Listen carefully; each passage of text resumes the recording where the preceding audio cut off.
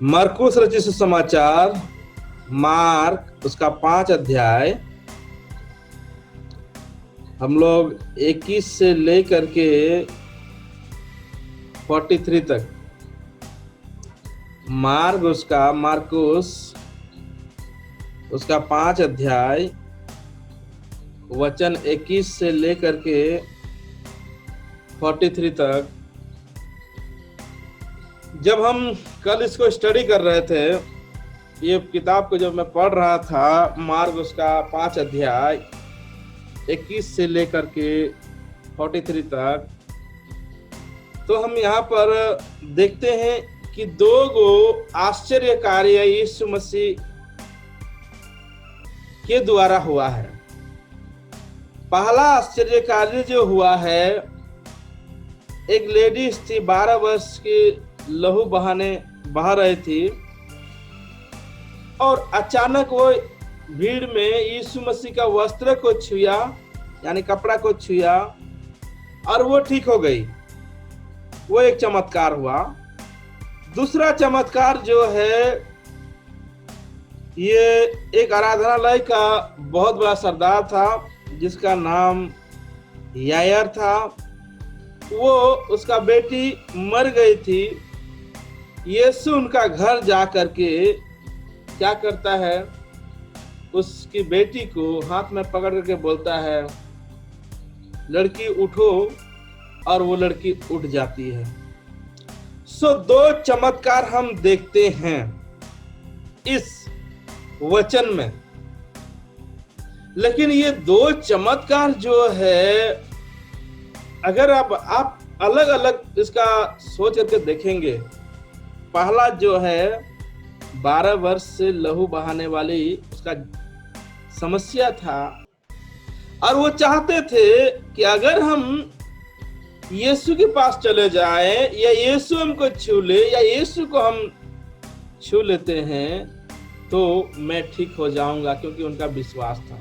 यीशु ने उनको वही जवाब दिया था, तेरा विश्वास ने तुझे चंगा किया। जब यीशु को पता चला मुझसे सामर्थ निकला है, तो वो इधर उधर ढूंढने लगा, ताकने लगा। फिर बाद में देखा ये लड़की, ये औरत जो है, रोते हुए, डरते हुए, कांपते हुए जाके बोलता है सच सच कि मेरा ये समस्या था और मैंने तुझे छुआ, इसलिए मुझे ठीक हो गया, मैं ठीक हो गया हूँ, मैं महसूस किया। यीशु बोलता है तेरा विश्वास ने तुझे चंगा किया है। सो हम देखेंगे परमेश्वर का सामर्थ कैसे निकला, या कैसे फैला, या कैसे दिखाई दिया। पहला सामर्थ जो हम देखते हैं, जब यीशु के पास ये लेडीज रो के आती है, जो 12 वर्ष से लहू बहाने की बीमारी थी, वो विश्वास करके अपने आप को डेडिकेट करते हुए, उनके मन में था, उनके सोच में था, उनके दिमाग में था कि यीशु के पास अगर हम जाएंगे, यीशु से मुलाकात हम करेंगे, यीशु अगर हमको मेरा वो अपना हाथ मेरे ऊपर रखेगा, या मैं उसको छू लूंगा, तो यीशु मुझे चंगाई देगा। लेकिन हम क्या देखते हैं कि ये लेडी जो है, ये औरत जो है, जाके यीशु को छूता है। परमेश्वर का सामर्थ, परमेश्वर का आशीष इतना बड़ा है, इतना शक्तिशाली है कि कोई भी अगर परमेश्वर के सन्मुख आ जाता है, उसे छू लेता है, उसे चख लेता है, उनके जीवन में तारण आता है, उनके जीवन में चंगाई आता है, उनके जीवन में आशीष आता है। ये औरत, पहला औरत जो है, जैसे यीशु का कपड़ा को छुआ, उनके अंदर सामर्थ आ गया। उनके अंदर में जो तकलीफें थी, उनके अंदर में जो समस्याएं थी, उनके अंदर में जो परेशानी थी, जो 12 साल से तड़प रही थी, ये समस्याएं थी, वो समस्या 1 मिनट में खत्म हो गया, क्योंकि यीशु के पास आई, यीशु का वस्त्र को छुआ। मेरे प्यारे भाई और बहनों, क्या आपने अपने जीवन को यीशु को दिया? क्या आपने यीशु को अभी तक पूरी तरह से चखा है? क्या आपने अभी तक यीशु का वस्त्र को छुआ है? क्या आपने अभी तक यीशु से बातचीत किया है? क्या आपका विश्वास अभी भी दृढ़ है कि मुझे हर तकलीफ में, हर संकट में, हर मुसीबत में, हर महामारी के समय में अगर हम यीशु के पास जाते हैं तो वो हमें चंगाई देता है? ये विश्वास होना चाहिए। परमेश्वर का सामर्थ उस औरत के ऊपर गया। आज परमेश्वर का सामर्थ, यीशु का सामर्थ तेरे ऊपर आना चाहता है, मेरे ऊपर आना चाहता है, मंडली के ऊपर आना चाहता है, हम सब के ऊपर में आना चाहता है। उस सामर्थ के लिए क्या हम तड़प रहे हैं? उस सामर्थ चमत्कार को देखने के लिए क्या हमारे पास जिज्ञासु है? क्या हम इच्छुक हैं? क्या हम जानना चाहते हैं? क्या हम उसको पहचानना चाहते हैं? अगर नहीं पहचान पाए हैं अभी तक तो उसको ढूंढिए, उसको ढूंढिए, उसके पीछे पीछे चलिए। और जब उसको ढूंढेंगे, जब उसको ढूंढने के प्रयास करेंगे, तो सामर्थ, चमत्कार, अद्भुत काम आपके परिवार में, आपके जीवन में आएगा। ये औरत के पास विश्वास था कि यीशु के पास मैं आऊंगा तो यीशु मुझे चंगाई देगा, यीशु मेरी बीमारी को ठीक करेगा। आप चाहे कैसा भी परिस्थिति में क्यों ना हो, यीशु के पास आओ, यीशु को अपना जीवन दो, यीशु को पुकारो, यीशु को बोलो, प्रभु मुझे चंगाई दे, प्रभु मुझे इस बीमारी से ठीक कर दे, प्रभु इस पहाड़ जैसा महामारी को हमारे सामने से दूर कर दे। और यीशु उसको दूर करेगा। इसलिए हम लोग शुरू में भजन संहिता स्तोत्र 121 का 7 वचन में पढ़ा, वो परमेश्वर है, वो यहोवा है, वो तुझे चारों तरफ से रक्षा करेगा, वो आपको संभालेगा। सामर्थ निकला, उस औरत के ऊपर गया। सामर्थ आज आपके ऊपर, मेरे ऊपर आने की आवश्यकता है, लेने की आवश्यकता है।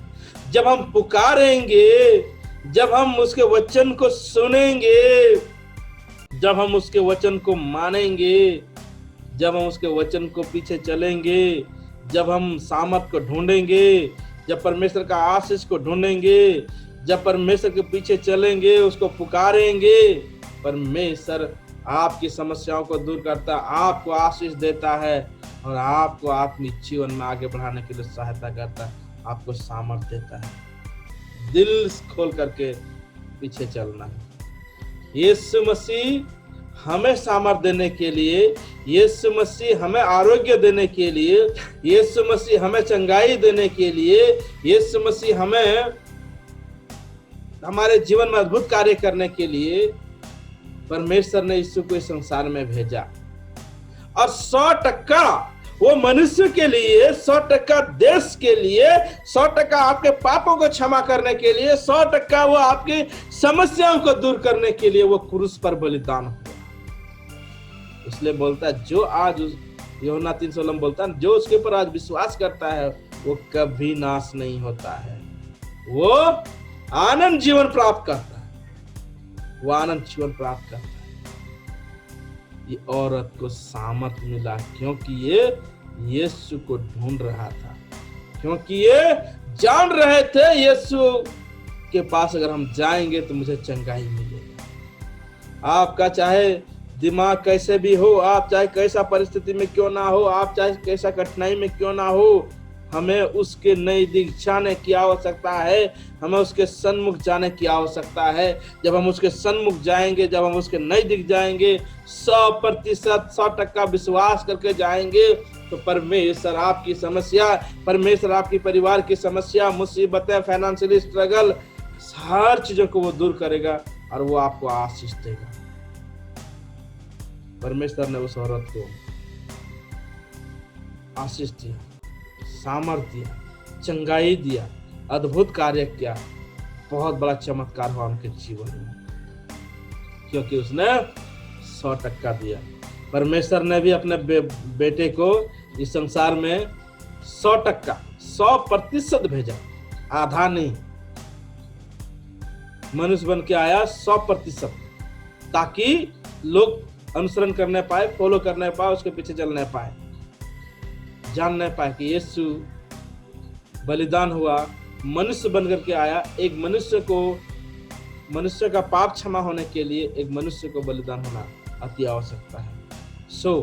हमें सामर्थ पाना है, आशीष पाना, समस्याओं से दूर होना है, विश्वास में दृढ़ होना है, मजबूत होना है। हमारे मन से निकलना चाहिए, हमारे हृदय से निकलना चाहिए ये सारी बातें, ताकि जब हमारे हृदय से निकलता है, परमेश्वर आपको आशीष देता है, आपके परिवार को आशीष देता है, आपको संभालता है और सामर्थ देता है जब हम उसके सन्मुख आते हैं। दूसरा चमत्कार, ये यायर का फैमिली में ये सारे चमत्कार हुआ। फिर लोग आ गए उसके घर से और आकर के बोल रहे हैं, आप गुरुजी को क्यों तकलीफ दिलाना चाहोगे, क्योंकि तेरा बेटी मर गया है, मत तकलीफ दिलाओ, गुरुजी को मत लेके जाओ अपना घर में, यानी यीशु को मत लेके जाओ। यीशु क्या कहता है अपने चेलों के साथ, 3-4 चेलों के साथ, उसके फॉलो करने वाले लोग पहुंच गए यार का घर। और जब पहुंचा तो देख रहा है लोग रो रहा है, हल्ला मचा रहा है, क्योंकि लड़की मर गई है। लड़की मर गई है और लोग रो रहे हैं। स्वाभाविक है, हमारे क्षेत्र में, हमारे देश में, हमारे जगह में कोई डेथ हो जाता है, हम भी कितने रोते हैं, याद करते हैं उसकी भलाई को लेकर के, याद करते हैं अगर वो रहने से हमारा इतना ये काम होता था, वो काम होता था। स्वाभाविक है हम रोना शुरू कर देते हैं। यहाँ पर हम देखते हैं कि यीशु मसीह स्पष्ट रूप से कह रहा है कि अंदर जब घुस के देखा और सबको बाहर निकलवा करके अंदर घुस के देखा, उसके माता पिता को लेके गया, वो बोलता तेरा बेटी मरी नहीं है, सो रही है। ये गजब वाली बात है।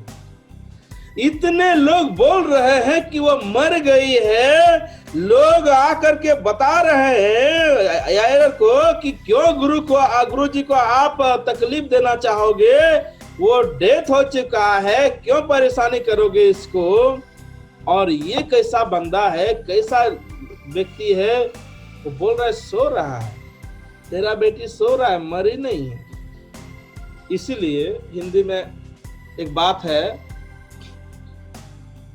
कि अगर कोई डेथ हो जाता है तो एक क्रिश्चियन लैंग्वेज में हम लोग बोलते हैं सो गया प्रभु में। हम लोग नहीं बोलते हैं कि वो मर गया, हम लोग बोलते हैं सो गया, क्योंकि ये जो शब्द है यहाँ से निकाल करके लेके गया, इसलिए लोग बोलते हैं प्रभु में सो गए। हम भी बहुत सारे शब्द बोलते हैं ना, वो प्रभु में सो गए, प्रभु में चले गए, प्रभु के पास चले गए। हम लोग नहीं बोलते हैं कि वो मर गए।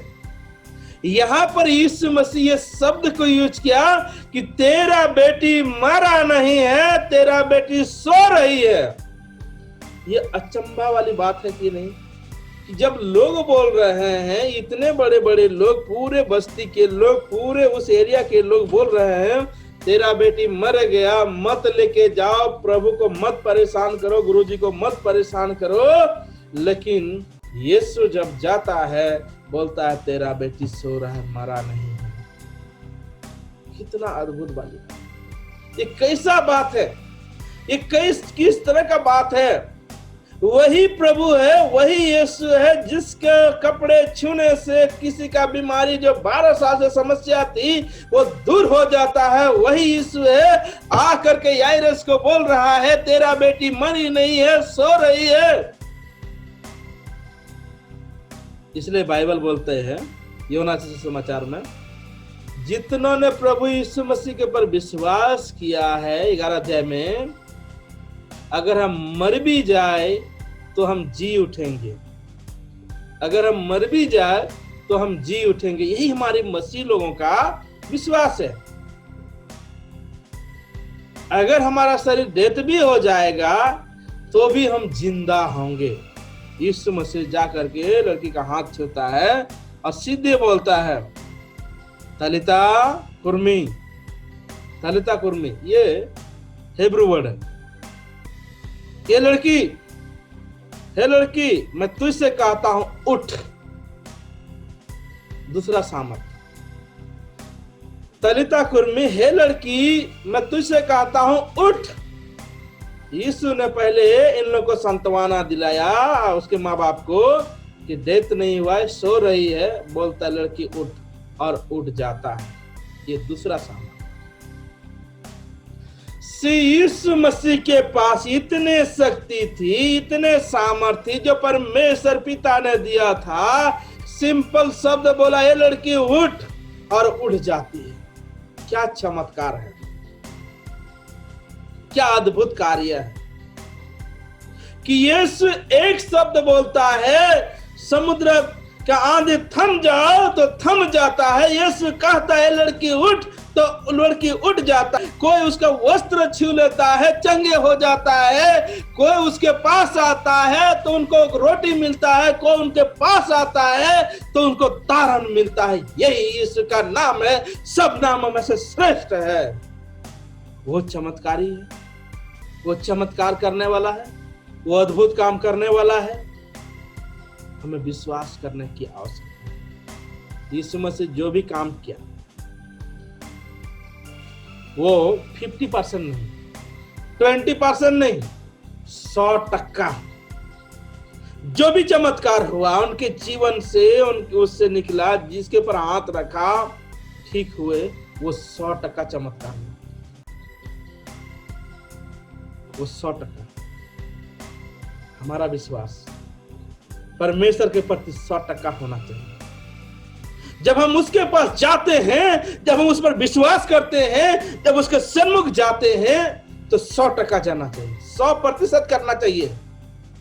10% नहीं, 15% नहीं। जब हम करते हैं 100% विश्वास उसके ऊपर में, तो वो हमें कैसा भी परिस्थिति हम क्यों ना हो, मुसीबतों में क्यों ना हो, वो हमें संभालता है, वो हमें सुरक्षा देता है। हाँ, तकलीफ थोड़ी दिन आपको तंग कर सकते हैं। स्तोत्र 37 अध्याय में बोलता है कि चाहे कितने भी तकलीफ मसीहों के ऊपर में आए, क्रिश्चियन के ऊपर में आए, लेकिन विजय क्रिश्चियन लोगों को ही मिलता है। हालेलुया। परमेश्वर आपकी समस्या को, परमेश्वर मेरी समस्या को, फिर परमेश्वर हमारी मंडली की समस्या को, परमेश्वर हमारे देश की समस्याओं को वो ठीक करेगा। जब हम मंडली ऐसे उसके विश्वासी उनके सन्मुख जाएंगे, तो हमारी समस्याओं को समाधान करेगा और वो हमें सामर्थ देगा। हालेलुया। वो हमें सामर्थ देगा, वो हमें आशीष देगा, वो हमारे जीवन में चमत्कार करेगा। इसलिए बाइबल बोलता है, रोमियो की पत्री उसका 10 अध्याय 10 वचन में, हम जो कुछ अपने मुंह से बोलते हैं वैसे ही होता है। आपके फैमिली में समस्या है, कठिनाई है, मुसीबतें हैं, बोलिए यीशु के नाम से जा, यीशु के नाम से ठीक हो जा, यीशु के नाम से चंगाई दे, यीशु के नाम से अद्भुत कार्य कर, और वो होता है और होगा। हमने देखा है यीशु जब इस संसार में था, ये चमत्कार कार्य उसने किया। यीशु ने कहा तो हमसे बड़े बड़े कार्य कर सकते हैं। मेरे प्यारे भाई और बहनों, मैं ये सामर्थ शब्द से मैं यही उत्साहित करना चाहता हूँ।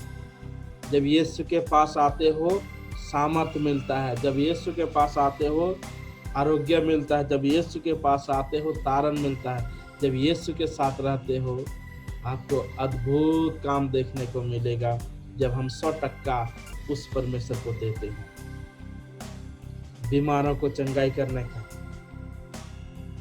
अद्भुत कार्य करने का, जॉब नहीं, जॉब के लिए प्रार्थना करते हैं, जॉब मिलने का, 100% परमेश्वर के प्रति विश्वास योग्य होना चाहिए और वफादारी होना चाहिए। यीशु ने 2 सामर्थ काम इस अध्याय में दिखाया। वो काम हम भी कर सकते हैं, आप भी कर सकते हैं। हमारा विश्वास लेकिन 100% उसके ऊपर 100% होना चाहिए। मैं गॉड ब्लेस यू। परमेश्वर छोटे से वचन के द्वारा आशीषित करे।